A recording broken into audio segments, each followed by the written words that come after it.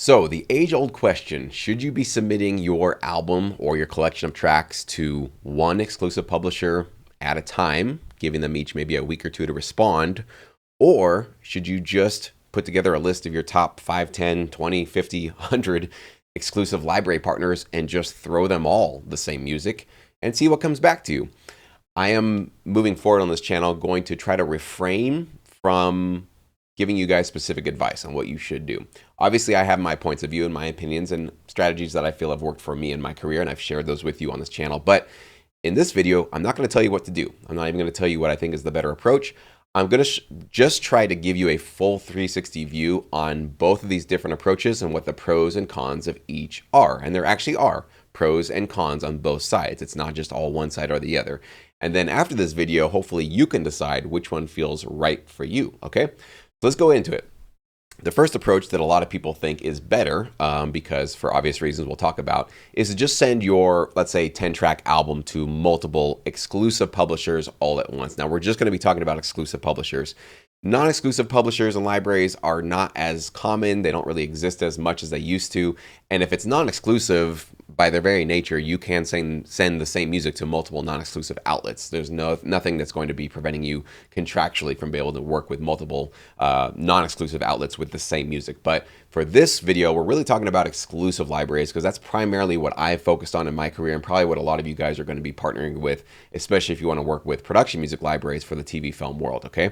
So let's talk about it. What are the pros and cons of just sending your music to multiple companies, the same collection of tracks to multiple exclusive companies all at once? Okay, the obvious pros for doing it this way is you're going to have a much faster pitching process, right? If you don't have to wait one at a time for each individual company that you pitch to, you could just CC, BCC, create new emails for, as I said before, as many different companies as you want to. So you can get your music out into the industry like on day one instantaneously. So your pitching process of getting your music in front of people potentially who could accept it and start representing you infinitely much faster with this approach. And this is why a lot of people obviously want to do it this way.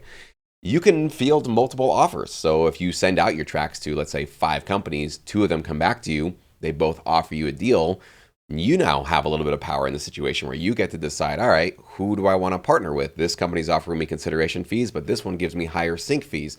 This one can do this for me. This one can do that for me. So immediately you feel like you have some power and some control and some negotiating power because you've got maybe multiple offers coming at you simultaneously. So that must feel pretty empowering and, really good for some people that are obviously trying to get involved with sync licensing. Next, it's kind of the send it and forget it approach where you can basically just put together your email pitch, send it off to 5 different companies, and then kind of forget about it and be like, well, if they get back to me, they do. If they don't, whatever, I'm just going to keep moving forward. And so mentally, some people feel like this is a little bit easier to not have to sit around waiting and, putting yourself on the line for a potential rejection because you're like, well, I'm just going to send it out there. And if they get back to me, cool. If not, cool. Don't really care, just kind of seeing what happens out there. So mentally, it can be kind of freeing to approach the industry this way. It's definitely a pro of doing it this way. There are cons, though, of doing it this way. Let me make sure that you're clear on what the downsides of this are.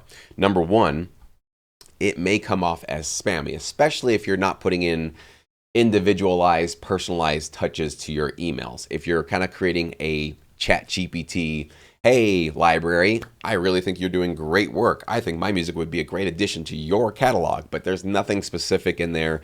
You're not giving them any sort of individualized details, and you're also not letting them know that you are creating this pitch specifically for their company, and you really want to work with them, and they're the only ones that you're pitching to. You're not including any language or indications like that in your email. I'm not saying it will land in somebody's spam folder or they'll just ignore it, but just know that there's a lot of people submitting music to tons of companies all the time, and a lot of them are going to look like yours because a lot of them are doing this. So it's rare to have somebody that actually creates a customized, personalized pitch that says, I'm actually only giving this opportunity to you to license my music for the next couple of weeks. I really want to partner with you. So it just might look like you're one of many that are basically approaching a lot of these companies, okay? You do run the risk of doing a bait and switch with these companies. So let me explain. As with the pro, where you get maybe potentially multiple offers, let's say those 2 companies come back to you, well, might feel like a great addition and a pro and a benefit for you, but now you have to basically piss off one of those companies, right? Let's say they both say, we love that album you just pitched to us, we'd like to take it.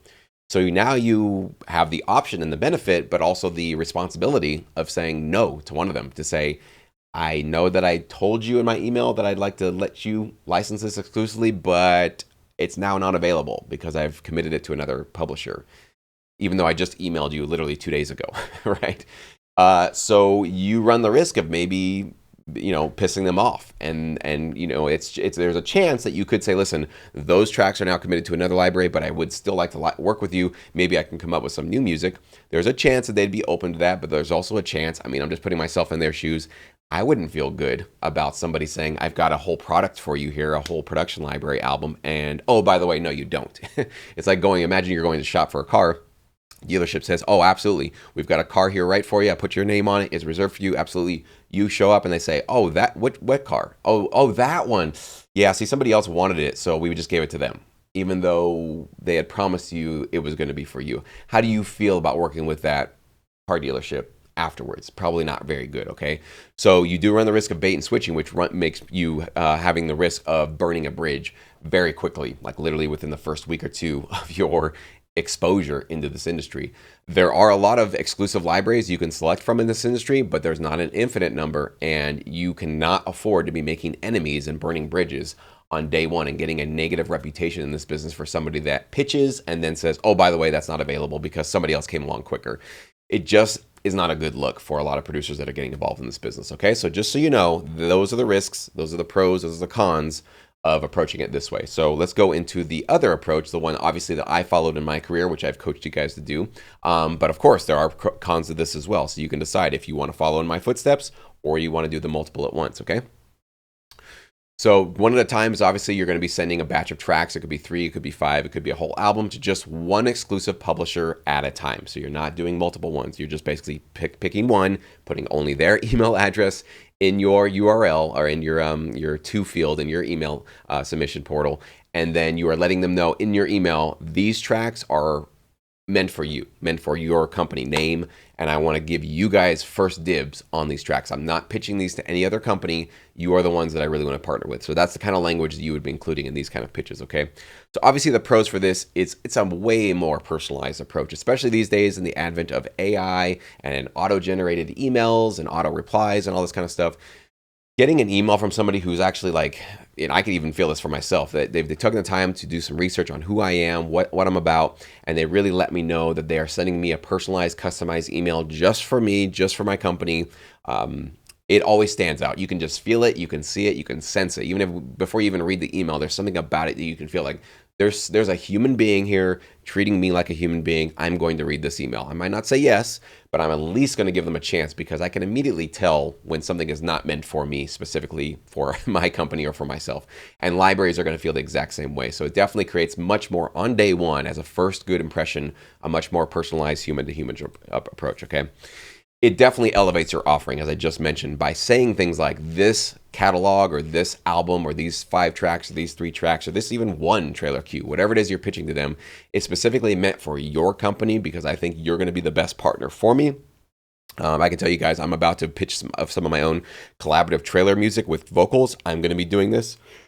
We have already a list of publishers are going to send to, and we are basically prioritizing them 1 to 5, and we're going to give each one of them basically a week or 2 to reply to us. And if they say no, that's cool. It is going to be a longer approach. I'll explain how we're going to get away from being so stressed out and anxious about waiting. There are things you can be doing proactively, but it definitely is going to elevate your offer in terms of making you look like a serious player and somebody who's really taking them seriously, and you really are evaluating the music that you are bringing to the table, and you're going to be valuing them in their relationship, okay?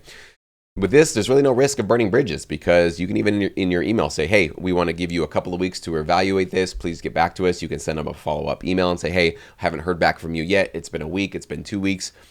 Please let us know if this is interesting to you. Otherwise, we will have to go find maybe another publishing partner. But if you stumble across this email months down the road, please reply. We'll be happy to create new music for you. So you're already on day one letting them know transparently that you're giving them sort of first dibs on it. If they pass on it, they don't reply, you're being transparent to say thanks so much anyways, always thanking them for their time.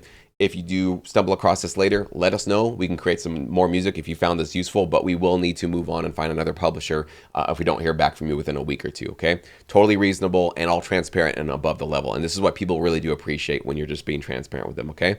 Now, there are cons to this. It's not all, roses and sunshine.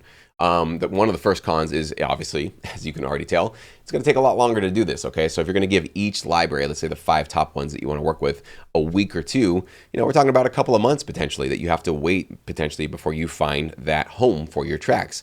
Again, this is a long-term industry. If you're trying to get paid tomorrow or next week, probably not the right industry for you anyways. And there should be no reason why, as you're in this pitching process, you're kind of twiddling your thumbs waiting for somebody to get back to you before you get productive. I've never done that. I don't think anybody who succeeds in this industry ever does that, okay? So as you're pitching to, let's say, the first 3 companies, and it's taken about a week or two each, during that month or two, as you're doing that, you should continuously be making more music, right? So the pitching happens. You're kind of sitting there going, okay, now it's in their hands. We'll see if they get back to me. The best antidote for feeling nervous or anxious or waiting for that reply or getting ghosted is to just make more music. So constantly be making new music in the background of you knowing that you're giving that company a week, 2 weeks to get back to you. And I honestly think a week or 2 weeks is all you need. We're not talking about 8 months, 2 months, a year. You don't need to be waiting that long for somebody to get back to you. If they're ready for you, if they're able to take you on and they're going to give you the time of day, a week or two is really all you're going to need with a company to make sure that they're going to be a great partner for you, okay? At least for right now. Now, of course, the con there is you have less deals to select from. You're not sending to multiple libraries, so you don't have multiple deals that you can field. So whatever they offer you is usually what you're going to be able to get from them. Very few companies are negotiable in terms of what their terms are. They're always going to be requiring the publishing most of the time. Usually you'll split up the sync fees 50-50. You should be keeping your writer share. Sometimes they'll have consideration fees. Those are those uptime, one-time fees to basically just represent your tracks to the library, to the licensing world. But you're probably going to just get one deal because you're submitting to one company. So of course, that's a con. You don't have as much flexibility in terms of your negotiating power when it's just one company that's offering you something, okay? And of course, this does make you more vulnerable. It makes you more vulnerable to feeling rejected. This is more of a psychological issue because if you were sending music to multiple companies, if they don't get back to me, or I send it out to 10, so even if one gets back to me, fine, no problem. I totally understand that benefit because here you're like really putting it all on the line. You're being a human being and you're giving it to one company and you're kind of like asking the girl out on a date, right? You're not just sending the same email out to multiple people on a dating site and hoping, somebody will get back to me. There's one particular belle of the ball that you really want to go dancing with. And so that means that they can say no. That means that they can reject you. That means they can just not reply at all. So psychologically, emotionally, this is a much more vulnerable place to be in. But I also feel like it's one of the reasons why some of the better relationships do get established because, no pain, no gain, no vulnerability, no profitability in some ways. That's really how I see a lot of our industry here. So with all of this being said, I hope you guys now have a clear 360 view on what you might want to consider with whatever approach you take. I know many of you are doing the multiple libraries at once, and God bless you. If it works out great, it works out great for you. Some of you are taking this one at a time, and I'm really trying to, again, not give advice and tell you guys what you should be doing, but I think a better value I can provide is to try to have a bigger 10,000-foot view on the entire submission process and basically what you're up against. Because if you didn't know that there were big risks of submitting multiple times or multiple tracks to the same library, or the risks of submitting it one at a time, now you know, and you can decide, all right, which one of these risks am I willing to take? Because that's really your only decision. There is no place where it's like there's no risk, there's no cons. Each approach is going to definitely have cons. So now hopefully with this video, you've got a better skill set, a better knowledge set of how you want to approach this business. But if you have further questions, comments, concerns about this, something I missed maybe, comment below. I always love to read your guys' comments. Thank you so much for watching.